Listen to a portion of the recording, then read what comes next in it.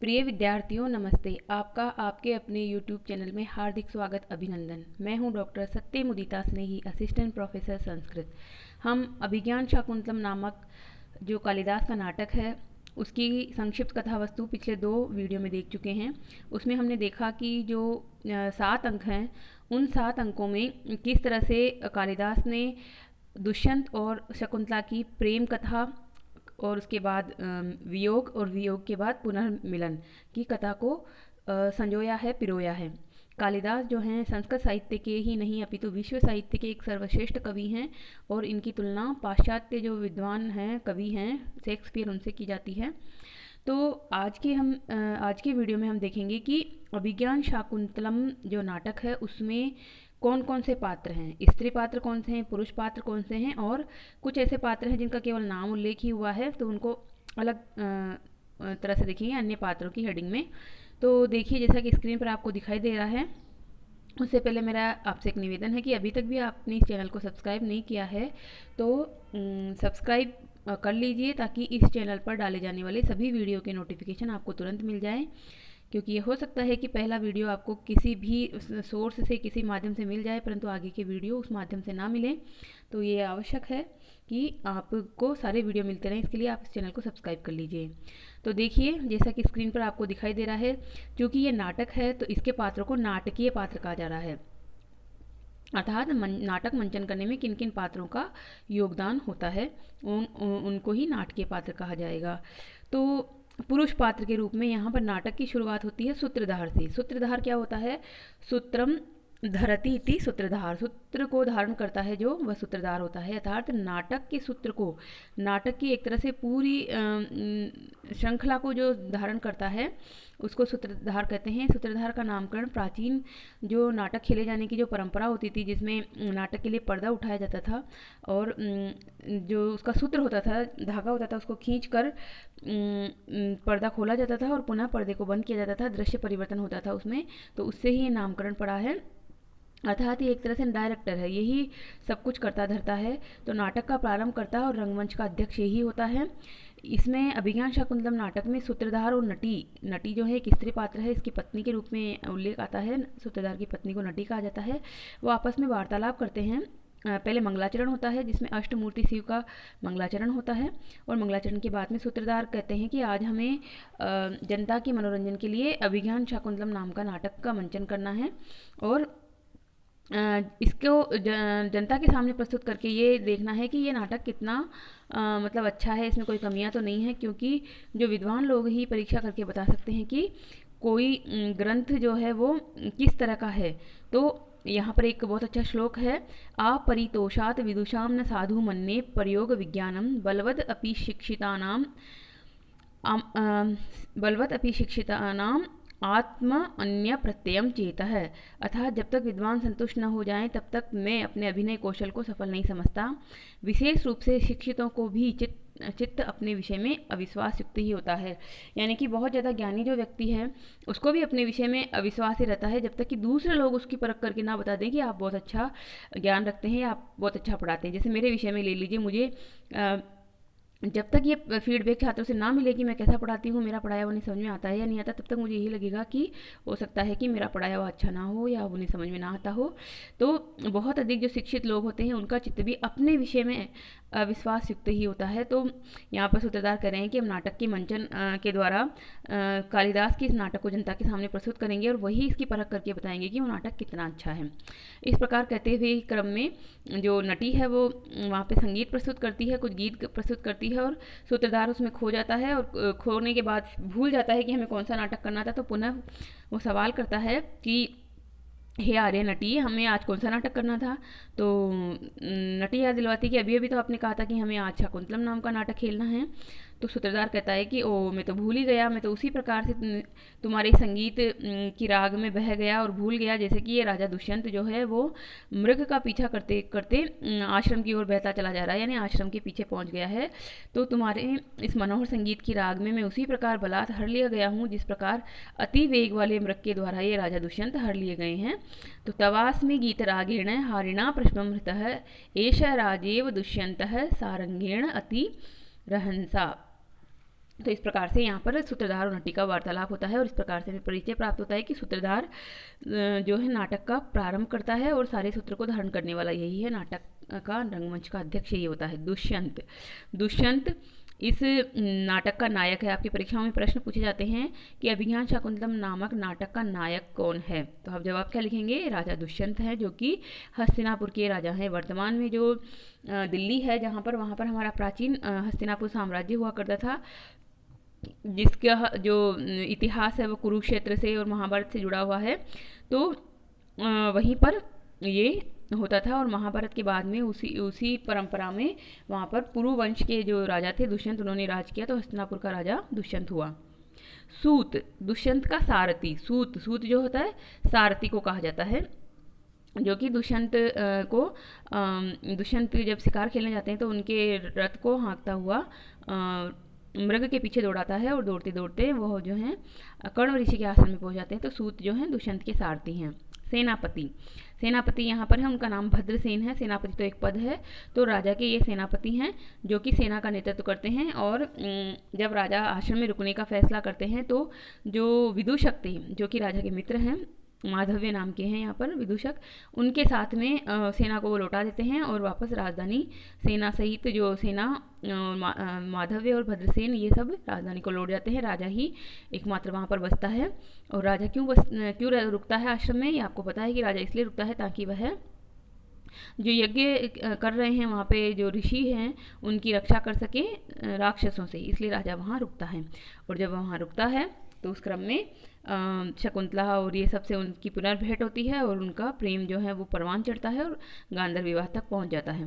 तो इस प्रकार से यहाँ सेनापति है भद्रसेन नाम के हैं। भद्र यानी कल्याण को, सेन यानी युक्त, कल्याण से युक्त जो हैं वो भद्रसेन। विदूषक माधव्य, माधव्य नाम के विदूषक। विदूषक जो है वो एक पद का नाम होता है। संस्कृत के लगभग सभी नाटकों में विदूषक पाया जाता है। तो यहाँ अभिज्ञान शाकुंतलम के जो विदूषक का नाम है वो क्या है? माधव्य नाम है इनका। राजा का ये मित्र है और हास्य कारी होता है, मतलब जैसे सर्कस में आपने देखा होगा जोकर होता है जो हास्य का सृजन करता है, इसी तरह से मूवीज़ में आपने देखा होगा कॉमेडी पात्र रखे जाते हैं ताकि वो बीच बीच में अपनी हरकतों के द्वारा कॉमेडी उपस्थित करते हैं। तो विदूषक जो हैं वो संस्कृत के नाटकों का एक अभिन्न अंग होता है। तो यहाँ पर जो विदूषक हैं वो राजा का मित्र हैं और शिकार के समय उनके साथ हैं, बाद की बहुत सारी क्रियाकलापों में साथ हैं। राजा के द्वारा जब कोई गलती होती है, किसी तरह की कोई संकट उत्पन्न होता है, तभी राजा उनसे सलाह मशवरा लेता है। और यहाँ पर जो दुष्यंत है उनको विदूषक को अपने छोटे भाई के समान ही मानता है।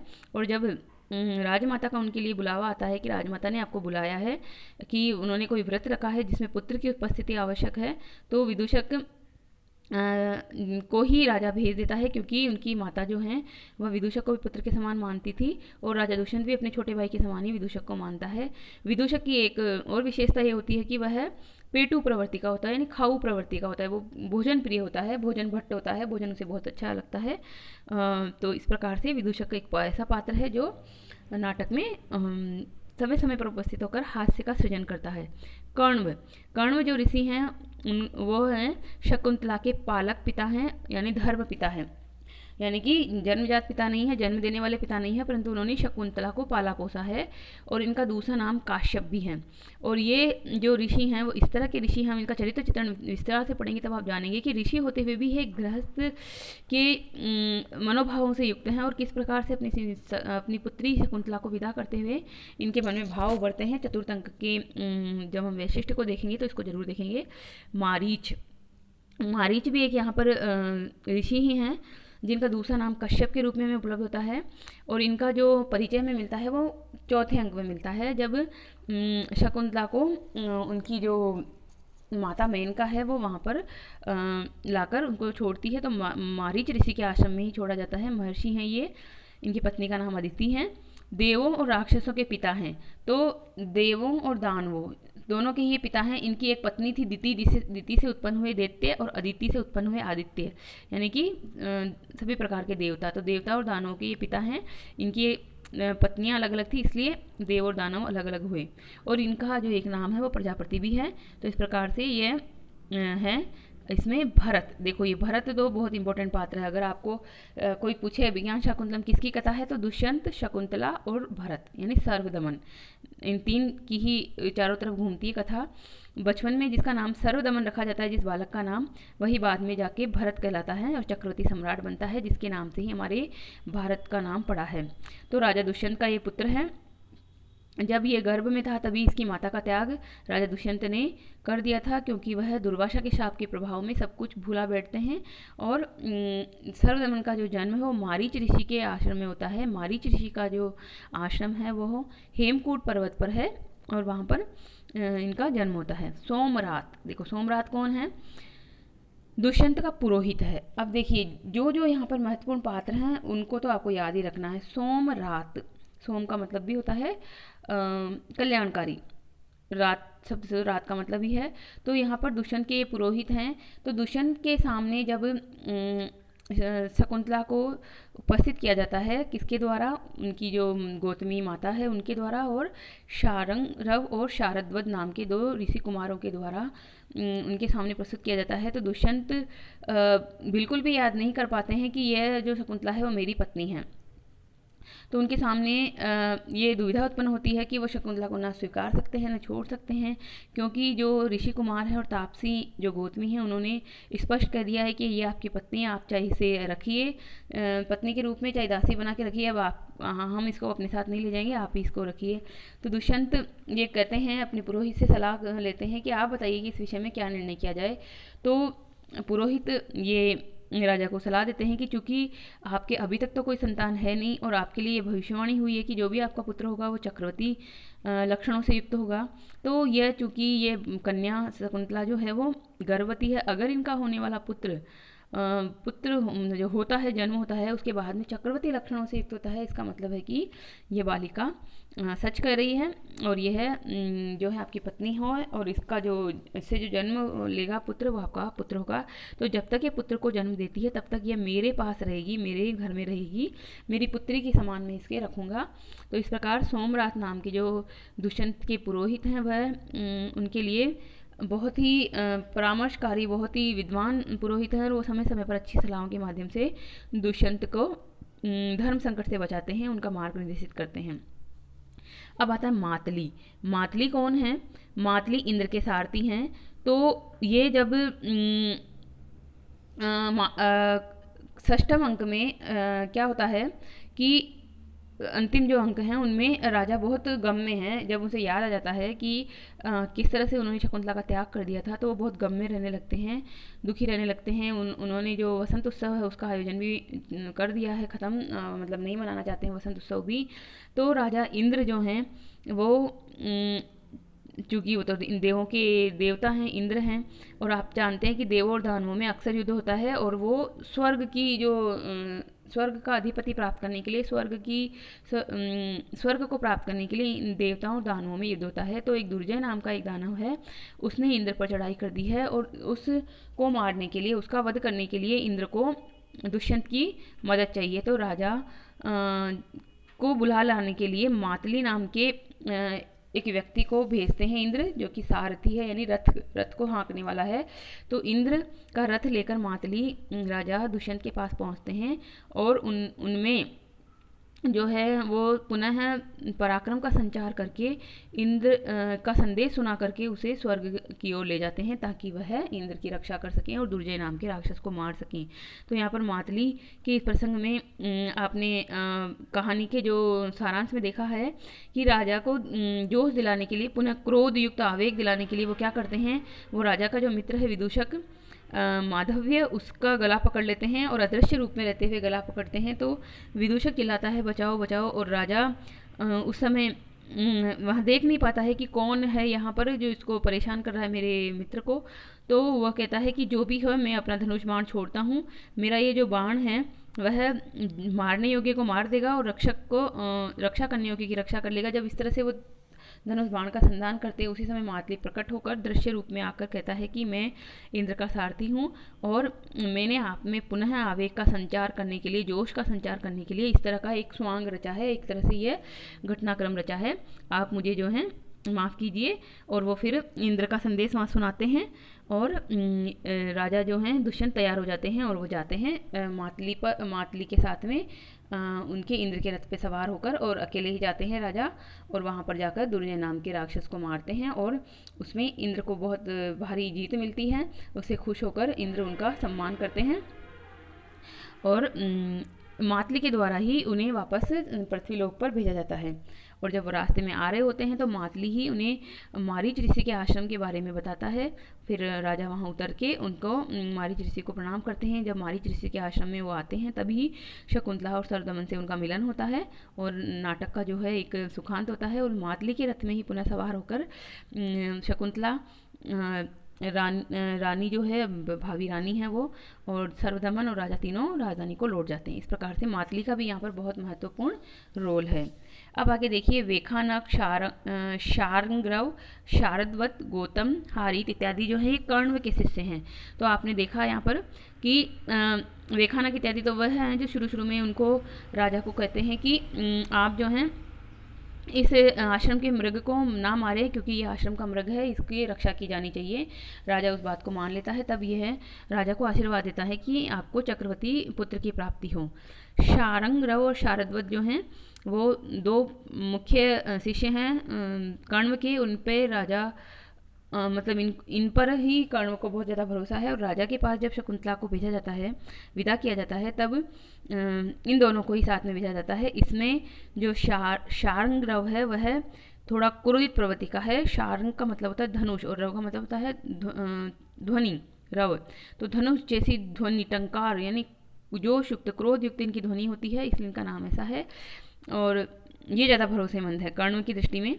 और शारदवत जो हैं थोड़े ठंडे स्वभाव के हैं। शरद से बनता है शारद, और वत यानी युक्त, यानी थोड़े सौम्य स्वभाव के हैं शारदवत।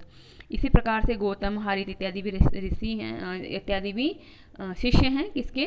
कर्ण के शिष्य हैं। कर्ण चूँकि आश्रम चलाते हैं तो वहाँ पर वो उनके कुलाधिपति हैं, वो गुरुकुल के वो स्वामी हैं। तो वहाँ पे बहुत सारे शिष्य उनके पास शिक्षा के लिए रहते हैं। तो जो मुख्य मुख्य शिष्य हैं उनका नाम यहाँ पर आया है रेवतक। रेवतक कौन है? देखो, द्वारिक। द्वारिक को क्या मतलब होता है? द्वार। द्वार से बनता है द्वारिक, यानी द्वार का रक्षक, द्वारपाल जिसको कहा जाता है। तो ये राजा के महल में द्वार का रक्षक है, इसलिए द्वारिक कहा जाता है। करभक। करभक कौन है? ये भी राजा का भृत्य है। भृत्य मतलब सेवक है। तो करभक का कहाँ महत्वपूर्ण स्थान आता है? ये राजमाता का संदेश राजा के पास पहुंचाने वाले सेवक हैं। राजमाता जब भी कोई संदेश भेजती है राजा के पास तो वह करभक के माध्यम से पहुंचता है। कंचुकी। कंचुकी कौन है? देखो, कंचुकी भी एक पद का नाम होता है। हर नाटक में कंचुकी रखा ही जाता है, और यह एक वृद्ध पुरुष होता है जो कि जैसे अपने स्वप्न वासुदेव में सुना होगा कि वहाँ पर पद्मावती का भी कंचुकी था, और यहाँ पर राजा का भी कंचुकी है। राजा रानी दोनों के ही महलों में कंचुकी को तैनात किया जाता है। यहाँ जो कंचुकी है उनका नाम है वातायन। आप जरूर ये ध्यान रखिएगा, जो ब्रैकेट में बात लिखी हुई है ये इसका नाम है वातायन। तो राजा का ये सेवक है, और काफ़ी ये भी वृद्ध होते हैं, ज्ञान वृद्ध होते हैं, और राजा को समय समय पर सलाह देते रहते हैं। तो इस प्रकार से कंचुकी हैं। वैतालिक। वैतालिक क्या होता है? स्तुति पाठक या भाट। अब देखिए, आप जानते हैं कि प्राचीन समय से ही जो राजा महाराजा जो होते थे उनकी स्तुतियाँ गाई जाती थी और लिखी भी जाती थी। तो जो जो लिखते थे उनको कहते थे भाट, यानी कि जाति विशेष है। अभी वर्तमान में भी भाट होते हैं जो राजा की वंशावली को लिखते हैं, उनके जो युद्ध वगैरह लड़ते हैं, युद्ध में वीरता दिखाई उन्होंने, कैसे कौन से युद्ध में हारे, कौन से युद्ध में जीते, उसका अतिशयोक्तिपूर्ण वर्णन करते हैं। और उसी को गाने वाले जो होते हैं उनको कहते हैं स्तुति पाठक, यानी गान करके जनता में यश गान करते हैं, राजा का ज्ञान करते हैं, उसको कहते हैं ये वैतालिक। अब देखिए, शाल। शाल शब्द क्या है? साला। जो हम कहते हैं कि इसका साला, उसका साला, तो साला शब्द संस्कृत के ही शाल शब्द से बना है। राजा का शाला है एक, जो कि नगर का कोतवाल है, नगर का वो रक्षक है। तो राजा की बहुत सारी रानियाँ होती है। एक हंसपदी का नाम की रानी थी, एक वसुमती नाम की रानी थी। तो यहाँ पे ये क्लियर नहीं है कि कौन सी रानी के ये भाई हैं, परंतु राजा के साले हैं और नगर के रक्षक हैं। धीवर। धीवर कौन है? यहाँ धीवर का तो बहुत ही महत्वपूर्ण स्थान है। धीवर मतलब मछुआरा, मछली पकड़ने वाला। तो ये जो मछली पकड़ने वाला था, इसके माध्यम से ही जो अंगूठी थी जो दुष्यंत ने शकुंतला को दी थी वो पुनः प्राप्त होती है दुष्यंत को। सची तीर्थ के जगह पर यह अपनी आजीविका के लिए मछली पकड़ने का काम करता है, और जब एक बार ये मछली पकड़ने जाता है तो एक बहुत बड़ी सी मछली इसके जाल में फंसती है। उसको जब ये अपनी आजीविका की दृष्टि से चीरता है, मतलब उसको चीर फाड़ करता है, तो पेट में से निकलती है उसमें एक अंगूठी। उस अंगूठी को बेचने के लिए बाजार में जाता है, तो वहाँ पर ये 2 पुलिस वालों के द्वारा पकड़ लिया जाता है। और जब ये अंगूठी मिलने की कहानी उनको बताता है तो वो राजा के पास ले जाते हैं इसको, और कहते हैं कि राजा ही न्याय करेंगे कि अंगूठी खोई हुई है या फिर चोरी की हुई है, हमें तो नहीं पता इसकी कहानी सच है या नहीं है। तो जब राजा को सम्मुख उस अंगूठी को प्रस्तुत किया जाता है तो राजा को सारा घटनाक्रम याद आ जाता है, और वह इस धीवर का कोई दोष नहीं मानते, इसलिए दंड तो देना दूर की बात है, वो उसे पुरस्कार देते हैं, क्योंकि राजा को एक ऐसी अमूल्य वस्तु उन्होंने दी है जो उनकी जीवन की यादों से जुड़ी हुई है, जो उनकी शकुंतला से जुड़ी हुई है। तो बहुत बड़ा इनाम इसको देकर यहाँ से विदा करते हैं। तो धीवर मछुआरा है। अब देखिए, सूचक और जानूक नाम के 2 पुलिस वाले हैं। ये 2 पुलिस वाले थे जिन्होंने धीवर को यानी मछुआरे को पकड़ा था और राजा के सामने प्रस्तुत किया था। और इन दोनों की जो वार्तालाप है इसमें बहुत ही ऐसे पुलिस वालों का है जैसे वर्तमान में भी होता है।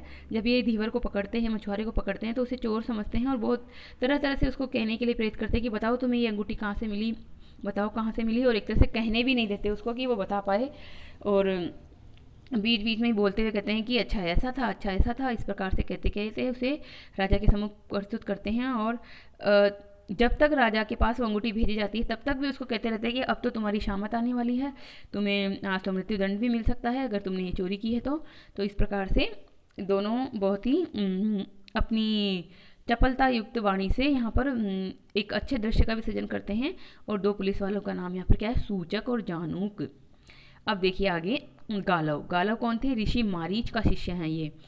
ऋषि मारीच आपको पता है 7वें अंक में इनका आता है जो है रोल, महत्वपूर्ण रोल है इनका। यहाँ पर गालव नाम का जो इनका शिष्य है उसके माध्यम से ऋषि मारीच कर्ण को यह संदेश भिजवाते हैं कि शकुंतला का दुष्यंत से पुनर्मिलन हो गया है।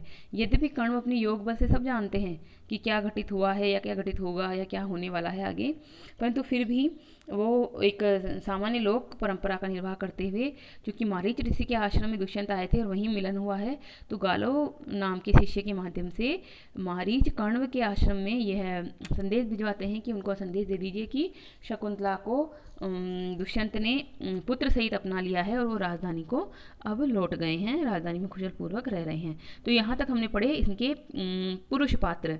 अब आते हैं स्त्री पात्र। स्त्री पात्र में है नटी। नटी जो है वो हमने देखा भी पहले ही कि सूत्रधार की पत्नी है और नाटक के आरंभ करवाने में इनकी भी भूमिका होती है। शकुंतला कौन है, तो जैसे नायक यहाँ है दुष्यंत, वैसे ही अभिज्ञान शाकुंतलम की नायिका पूछा जाए आपसे तो क्या बताएंगे, शकुंतला है। ये कर्ण की पुत्री है, धर्म पुत्री है, यानी पालित पुत्री है, जन्मजात पुत्री नहीं है बल्कि धर्म पूर्वक यानी मानी हुई पुत्री है, गोद ली हुई पुत्री जिसको कह सकते हैं। और दुष्यंत की ये पत्नी है। जब दुष्यंत पुनः इनको याद आ जाता है दुष्यंत को शकुंतला का सारा प्रकरण, तो राजधानी में ले जाकर इसको ही प्रधान महिषी बनाते हैं, प्रधान पटरानी बनाते हैं, और इन्हीं से जो पुत्र उत्पन्न होता है सर्वदमन यानी भरत, उसी से हमारे भारत का नाम भारत पड़ा है। तो ये इनकी पत्नी है। यहाँ दुष्यंत की पत्नी शब्द से मेरे को यहाँ पर आपको एक और सूचना देनी है कि दुष्यंत चूँकि राजा थे तो उनकी अनेक पत्नियाँ थी, अनेक रानियाँ थी, उसमें हंसपदिका और वसुमती नाम की भी 2 और पत्नियाँ थी जिनका उल्लेख हमें 5वें अंक में मिलता है। जब हंसपदिका ये उलाहना देती है कि वसुमती के प्रेम में पड़कर आप तो मुझे भूल ही गए हैं, और राजा भी उस उलाहने को समझता है कि ये हंसपदिका मुझे ये कह रही है कि मैं अब इनके पास नहीं जाता हूँ, कुछ समय के लिए ही मैंने इनको पत्नी के रूप में माना, और वर्तमान में वसुमती के प्रेम में वो हैं, और वसुमती को ही प्रधान रानी का उन्होंने मतलब महत्व दिया हुआ है, पद दिया हुआ है। तो इस प्रकार से यहाँ पर ये होगा। तो हंसपदिका और वसुमती को भी आप ध्यान रखेंगे, ये भी राजा की पत्नियाँ थी, परंतु शकुंतला तो जंगल में मिली उन्हें और वहाँ उन्हें आश्रम में मिली और वहाँ उन्हें प्रेम हुआ, उससे पहले उनके राजमहल में उनके अंतपुर में ये थी, और शकुंतला के आ जाने के बाद भी वहीं रहेंगी, परंतु शकुंतला ज़्यादा प्रिय रहेंगी, तो शकुंतला प्रधान पटरानी हो जाएंगी बाद में। अनसूया प्रियम वदा, अन असूया, देखिए ये दोनों ही जो हैं वो शकुंतला की सखियां हैं और उसके साथ में ऋषि कर्ण के आश्रम में थी। अन असूया असूया से जो रहित है, असूया का मतलब होता है ईर्ष्या, द्वेष, द्वेष भाव से जो रहित होता है उसको कहते हैं अनअसूया। ध्यान रखिएगा, इसमें आपको अनु शब्द नहीं पढ़ना है। ज़्यादातर जो छात्र होते हैं इसको अनु पढ़ते हैं, अनुसूया कर देते हैं, ये बहुत बहुत गलत है। आपको पढ़ना भी अनसूया ही है और लिखना भी अनसूया ही है। एग्जाम में इस बात के नंबर कटते हैं कि आप इसको अनुसूया लिख देंगे तो बहुत ज़्यादा गलत अर्थ निकलता है इसका। तो ये शकुंतला की सखी है प्रियमवदा, प्रियम वदती इति प्रियमवदा, जो प्रिय बोलती है वो प्रियमवदा है। ये शकुंतला की सखी है और इसी ने ही दुर्वासा ऋषि से अनुनय विनय करके, यानी अपनी प्रिय वाणी बोल करके शाप के निवारण के लिए पूछा था, और शाप का निवारण उन्होंने बताया था कि कोई भी आभूषण दिखाने पर शाप का निवारण हो जाएगा और शकुंतला को उसके पति जो हैं पुनः स्मरण कर लेंगे, यानी उन्हें याद आ जाएगा पूरा घटनाक्रम। तो इस प्रकार प्रियमवदा यहाँ पर बहुत महत्वपूर्ण भूमिका निभाती है इसमें। गौतमी, गौतमी कौन है? ये कर्ण के आश्रम की अध्यक्षा है, बहुत मतलब सबसे वृद्ध महिला है इन सब स्त्री पात्रों में। और यही एक तरह से, क्योंकि आश्रम में स्त्रियां भी हैं और पुरुष भी हैं, तो स्त्री की एक तरह से वार्डन है ये। वर्तमान में कह सकते हैं कि जैसे हॉस्टलों में वार्डन होती है, गर्ल्स की वार्डन होती है, वुमेन वार्डन होती है, वैसे ही ये एक उस समय के कुलपति जो थे, गुरुकुल जो था, गुरुकुल की ये एक अध्यक्षा थी स्त्री के रूप में। और यही जाती हैं इसके साथ क्या नाम है हमारा, शकुंतला के साथ में उसको विदा करके जब भेजा जाता है तो इसको ही भेजा जाता है उसके साथ में, और राजा के महल में जाकर ये वहाँ पर जब राजा पहचान नहीं पाता है शकुंतला को तो उसका घूंघट उठाती है और याद दिलाने की कोशिश करती है, पर फिर भी प्रयास सफल नहीं हो पाते। तो ये लोग फिर गौतमी और शारंग्रव और शारदवत लौट आते हैं पुनः। अदिति, अदिति कौन है यहाँ पर? महर्षि मारीच की पत्नी है, जिनका इन्हीं का ही दूसरा नाम दाक्षायणी भी है, और यही है, इन्हीं से 12 प्रकार के आदित्य उत्पन्न हुए हैं, यानी देवता उत्पन्न हुए हैं। तो ये अदिति जो है महर्षि मारीच की पत्नी है। सानुमति, सानुमति कौन है? सानुमति मेनका की सखी है और ये भी एक अप्सरा है। क्योंकि मेनका भी एक अप्सरा थी तो सानुमति भी अप्सरा है। सानुमति का भी यहाँ बहुत महत्वपूर्ण रोल है। सानुमति जब राजा को अंगूठी मिल जाने के बाद में जब ये सारा घटनाक्रम याद आता है तो उसके बाद में जो उनकी अवस्था होती है उसका को देखने के लिए अदृश्य रूप में महल में उपस्थित होती है और सारी घटनाओं को देखती है और इस संतोष को प्राप्त करती है कि राजा अभी भी रानी को प्रेम करते हैं और भूले नहीं हैं, और जिस तरह से शकुंतला दुखी हुई वैसे ही अब ये दुखी हो रहे हैं और ये सारा घटनाक्रम जाकर शकुंतला को बताती हैं। तो यह सानुमति भी बहुत ही महत्वपूर्ण पात्र है स्त्री पात्रों में। चतुरिका, पर भर्तृका और मधुकरिका, ये राजा की सेविकाएं हैं। इनका कोई ज़्यादा महत्वपूर्ण स्थान नहीं है। कभी संदेश को ले जाने में, कहीं किसी को ले जाने में, इस तरह का ही इनका नामकरण आता है, पर नाम आपको ध्यान रखना है क्योंकि जब ऑप्शन आते हैं ना आपकी परीक्षाओं में, न्यू टाइप प्रश्न आते हैं तो उसमें ऑप्शनों को काटने में ये ध्यान रखना होता है आपको। जिसे वहाँ पूछ लिया जाए कि शकुंतला की सखी का क्या नाम है, वहाँ ऑप्शन दे दिया जाए प्रियमवदा, चतुरिका, परभद्रिका, मधुकरिका, इस तरह से ऑप्शन दे दिया जाए तो आप क्या करेंगे कि ये तीनों तो राजा की सेविकाएं थी इसलिए शकुंतला की सखी हो नहीं सकती, तो शकुंतला की सखी तो प्रियमवदा होगी। तो इस तरह से बातें आपको ध्यान रखनी होगी। वेत्रवती, वेत्रवती जो हैं वो क्या हैं? वेत्र मतलब होता है डंडा, दंड, वती यानी युक्त, डंडे से जो युक्त, यानी कि ये द्वारपालिका होती है, द्वार की रक्षक होती है, महिला होती है, और इसी को ही प्रतिहारी भी कहते हैं। हाथ में डंडा धारण करने की वजह से इनका नाम वेत्रवती रख दिया जाता है। बाकी ये नाम नहीं है, ये भी पद है। वेत्रवती भी एक पद होता है, जैसे कांचुकी एक पद है वैसे ही। यवनी, यवनी भी जो है ये राजा की सेविका है। इनका भी ज़्यादा महत्वपूर्ण स्थान नहीं है, बस नामकरण है, आपको जानना है कि यवनी नाम का भी एक पात्र यहाँ है।